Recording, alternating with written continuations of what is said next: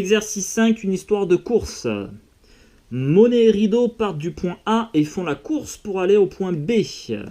Rideau, qui a assez de souffle pour faire le chemin sans remonter à la surface, suit une trajectoire en forme de demi-cercle. Monet, plus petit, doit s'arrêter une fois pour respirer à mi-chemin. Il suit 2 trajectoires en forme de demi-cercle. Alors premièrement, y a-t-il un chemin plus court que l'autre et si oui, lequel? Bon, tu peux essayer d'estimer à vue d'œil. Franchement, j'en suis incapable.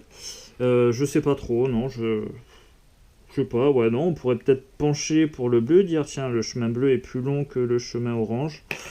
Bon, encore que. Le mieux, ça reste de déterminer la longueur de ces 2 chemins, voilà, tout simplement. Et ensuite, on comparera, puisque ça, on sait faire. Alors nous, on va commencer par déterminer la longueur. Donc, premier point, on va calculer la longueur du chemin de... alors, qui en orange? En orange, c'est Monet. Non, je ne vois aucun rapport avec un dessin animé.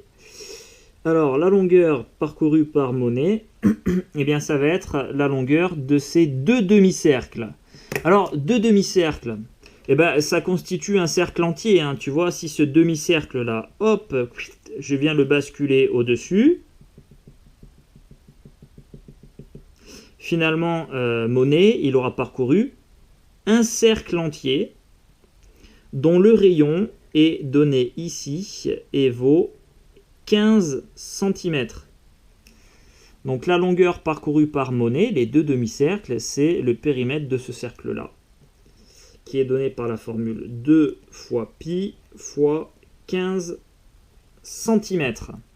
Alors, 2 fois pi fois 15 cm. Tiens, je vais basculer sur Casio un peu. 2 fois pi fois 15, ça fait donc 30 pi cm. Ça, c'est la valeur exacte. Et la valeur approchée qui est environ de 94. Tiens, je vais mettre ici. Environ égal à 94, je vais arrondir ça à un chiffre après la virgule. Voilà, 94,2 cm. Maintenant, on va regarder ce qui se passe pour Rideau.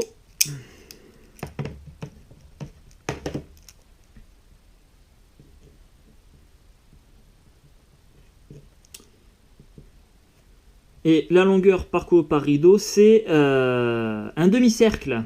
Un demi-cercle dont le rayon est de 2 fois 15 cm en fait. Tu vois, de là à là,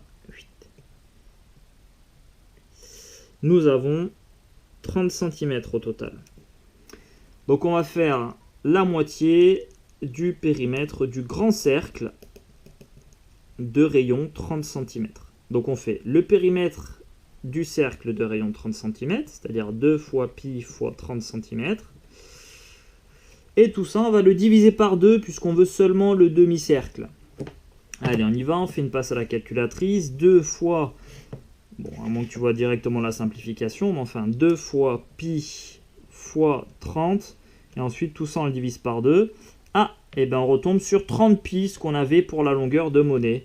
Et en valeur décimale, évidemment, on a la même chose, environ 94,2 cm. Voilà. Donc finalement, nos 2 poissons vont parcourir la même distance. Donc il n'y a pas de chemin plus court que l'autre. Voilà. Donc y a-t-il un chemin plus court que l'autre? Non, les 2 chemins. Non, les 2 chemins ont la même longueur.